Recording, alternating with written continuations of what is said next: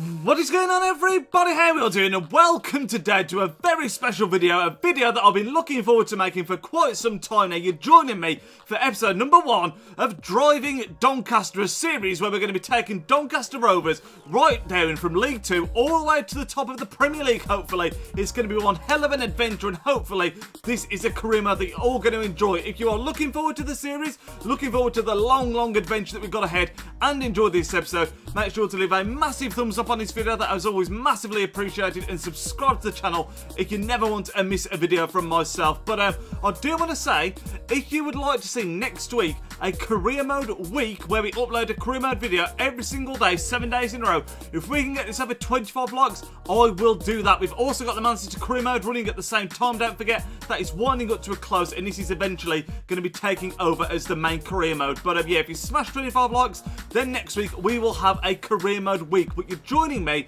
at the very beginning of this adventure. We've had our pre-season tournament invitations. We've got the Champions Trophy, we've got the European Continental Shield, and we've got the European International Cup. All of them offering roughly the same amount of money, but I think I'm probably going to take... they're all 2-star, aren't they? They're all 2-star, and yet this one offers the most money, so why wouldn't I take that one, is what I'm thinking to myself. So we're going to accept this one, the European International Cup, and the first thing we're going to do is have a look at the squad, look at our objectives, and see what we're going to do with the team. So lads, the first thing that we're going to look at is the objectives that we've got in our first season with Doncaster. Now, I know that Doncaster are actually a very strong team in League 2. We are expected to go straight back up, I'd imagine, but the first objective, the strongest one, high objective if you like, as they call it on here, is youth development. Now, they want us to sign at least 3 players younger than 20 years old with potential that is greater than the average overall rating of the players in that position that you sign the player in. Now, that shouldn't be too difficult. We are going to be turning a lot towards youth, trying to build a nice team that can hopefully grow with us as we go through the divisions. The other one is to go 2 youth academy players by at least 10 overall points and play them in 5 matches, either as part of the starting 11 or coming off the bench. So going up by 10 is not going to be easy, but like I say, we're going to be playing it quite a lot in this first season in particular, and hopefully unearthing a few gems. Brand exposure is medium, sell out at least 85% attendance in at least half of your league home games this season, so hopefully if we play well then that should happen. Financial is critical apparently, so I thought youth development was the main one. Apparently financial is critical. This could be interesting. We've got to finish the season with a profit margin of £17 million. That sounds kind of ridiculous. I don't know if that is as ridiculous as it sounds. Does that mean we've got to make 17 million? I assume that includes like doing well in competitions and stuff like that. That is going to be very difficult though, I would imagine. And also keep the player's salary growth under 20%, which is something that's, I imagine, going to go on season after season. But that first one there, finish the season with a profit margin of 17 million, that sounds really difficult, so we're going to have to see how we get on with that one. Domestic success, we've got to win the league, as I imagined, win League 2, and also in the Emirates FA Cup reach the round of 32, which, not an easy one, that one, but hopefully, you know, if we get a good run together, you never know. That's not a main one, though. It's going to be the league that will be mainly judged on, I would think. And continental success is very low, because we've got none. But now we've looked at all this stuff, let's have a look at the team and see what we are working with on day 1 with Doncaster. So lads, this is the squad as it stands right now, and it's a bit of a mixture. I've just been looking through. There's some very old players, and then quite a few very young players as well. We've got a very solid base of the team, and I always look at these in Ultimate Team terms, and I think there's a lot of players here that'll be a silver player on Ultimate Team, and that surprises me in League 2. That, like I say, I know we've got a strong squad for the division, and we're looking to win the title, but yeah, it really does surprise me. The likes of Rowe on this left-hand side being rated 68 is very good, 27 years old. I do think he's injury prone, so hopefully that won't come down to bite us, because he is, without doubt, probably rating-wise the best player on the team. There's a couple of 67s in there as well, but he would appear to be the best player in the team right now. The other thing I want to say, striker-wise, we've got Marquis here, engine target forward, 24 years old, and then we've also got this guy Williams, who's 29. Both of them, well, neither of them are particularly fast. You're looking at this guy here, who's got a 76 acceleration and 72 sprint speed, and then Marquis, we seem to be playing like a more of a target man system. I do think I want to change the system around completely and try something that can almost be, we can call our own Doncaster brand. I'd like to change it to something quite crazy, like a 3-5-2 maybe, or a 3-4-2-1, and hopefully build a team around that. But we're gonna look properly into the squad, and like I say, it does seem that we've got a very strong starting 11, but not great depth in certain positions. I think we definitely need to be looking at signing another striker, perhaps someone with a bit more pace to give us a bit more diversity up front. And we've also got this guy here, Coppinger, I think is how you say his name. He's a right mid, 35 years old. He's a right veteran. I think he's been at Doncaster for quite some time. I could be wrong on that, but I recognise his name from on Football Managers from years gone by. But yeah, he's a very old player there.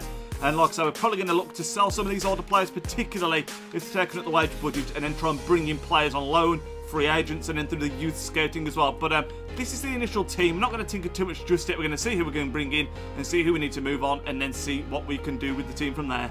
So just looking through the wages, lads, and we've got some players on some big money. I'm looking at Rowe, the left midfielder, 27. I know we're saying just he could be our key man. I'm tempted to move him on, you know, 725k's worth, and he's on £8,800 a week. I'm sure all these are £8 grand. That is a lot more than you would normally find in League 2. It has to be, that sounds so high. Of course, I want to know what players you think I should bring in for the team as well. If you've got any young players that you think we could attract to Doncaster, let me know. And I also want to bring in a feature as well that involves you guys. Whenever we sign a new player, I'm going to do it so that you can tell me what boots you think they should be wearing, customise the player, the kit number, all that kind of stuff. That is actually something that Sparring DK does on his Cheltenham Town Career Mode, which is a series that's really inspired me to start this one. I'll link his channel in the description down below. Fantastic series. Definitely check it out if you like your career modes. I think he's into his third season now, and honestly, it has been superb. So check that out down below. And I'll just hit the desk there. But yeah, I think I'm tempted to move on some of these players that are on £8 grand. I'm tempted to do a complete overhaul of the team potentially here. Let me know what you think, and like I say, suggestions for who we could bring in that comment sections down below. I'm going to do it, lads. I've just been having a think, and I think any of these that are on £8 grand, even though they are our highest rated players in the team, none of them are particularly young. I mean, they're all 27 plus, and I do think we could get players in that could reach better potential and be a lot less wages. So this will help towards our financial objectives as well. But all these players on £8 grand. This one nearly on £9 grand row. I just think it's a little bit unnecessary. So we're going to transfer these players, and hopefully that'll give us a bit more money to spend and really strengthen the team as well. So there we are. I've transfer listed Andy Butler. I believe he used to play for Walsall, and also Alcock here, both on the 8,000 plus a week. They are both our centre-backs as well, so we do need to be careful that we don't leave ourselves short. I was going to list Bowdry and Rowe, but they are both recent signings, so unfortunately we can't throw up the wages there. But £8 grand a piece there. I mean, you look at the rest of the team on £4 grand. There's only 3 on £4 grand. The rest are on 4 or less.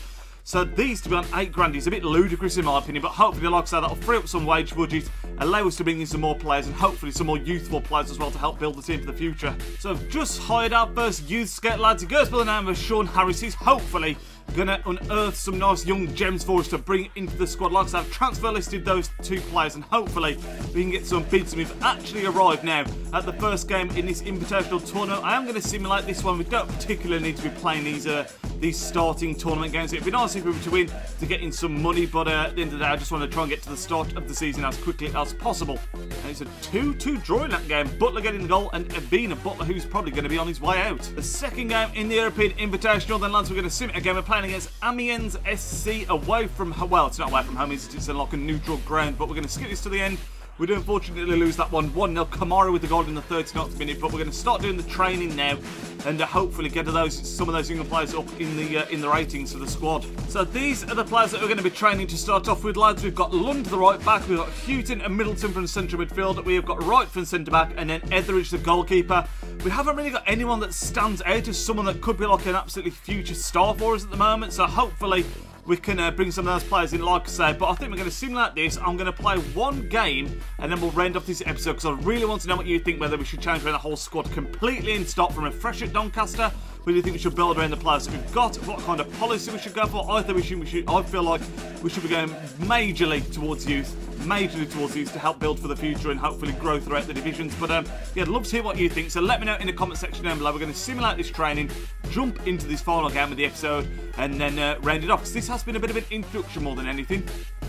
So this is the team that we're going to go with, lads, for our very first game, where we'll be taking charge of Doncaster, actually playing with them, and we're playing a 3-4-2-1. I did say I'd like to get our own sort of Doncaster way, something a bit different to take us through the divisions, and with the team we've got right now, this system could actually work quite well. We've got 3 OK centre-backs. The keeper, Etheridge, is young, but I think we could do with improving him. On the wings, we've got Avina and Lund, who are 2 actually left wing-back and right wing-back. They can actually play in those positions, so they actually suit this formation quite well.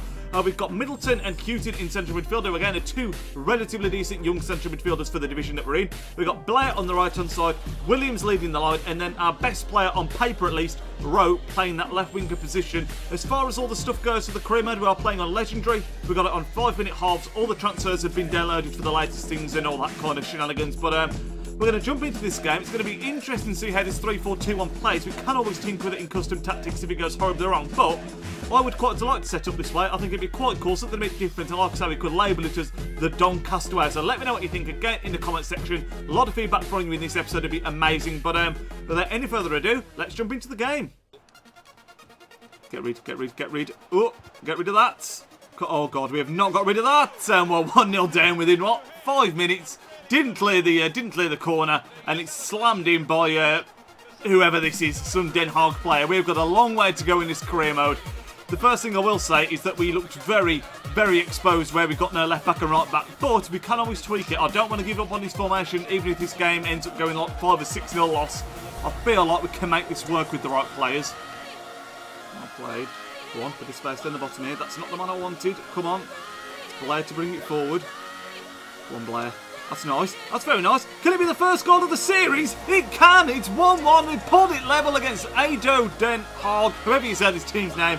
And it's Williams who has got the first ever goal in this career mode. Remember that name, Williams? I mean, it doesn't look particularly fantastic. I wouldn't say I remember it that much, but he slotted that away pretty nicely. We're back in the game. This system is working pretty well right now. Oh, too much space. Oh, it's well covered though.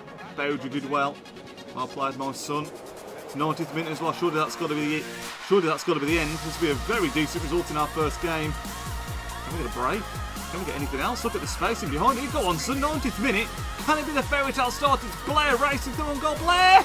Oh, it's a great save. He was brought down as well. What a tackle that is by Lund, who's had a great game. And that is the final score. 1-1 draw against ADO Den Haag. Again, probably butchering that, but that's a really decent first result in our first game that we've actually played with Doncaster. And like I've said a couple of times, that 3-4-2-1, bit of fine-tuning, I think that could work really well because it felt very strong in that game. But we're going to jump to after this game now and round up this very first episode.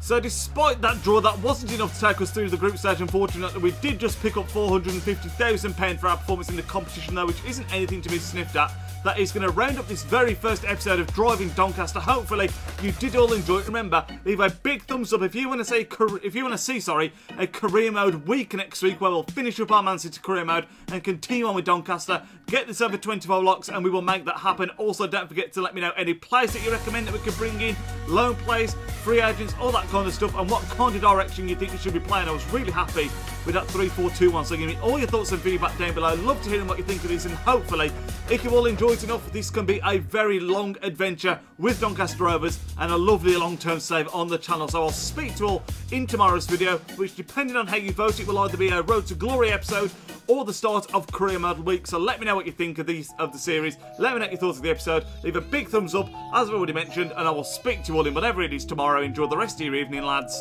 Nidge out. Yo, he's Nidge, plays with big games and player reviews are getting insane. He entertains while he elevates, his video quality resonates. On career mode, he got lots of vids uploading off and he's rocking it. He's got the confidence in all his commentaries. Videos range, they often vary. Got need for speed and a road to glory. Just watching vids, hey, you know the story. The content is underrated, I'm understating, so don't ignore the like and subscribe button to support the channel that keeps running. It takes 1 second, like it's free, it costs nothing. Peace.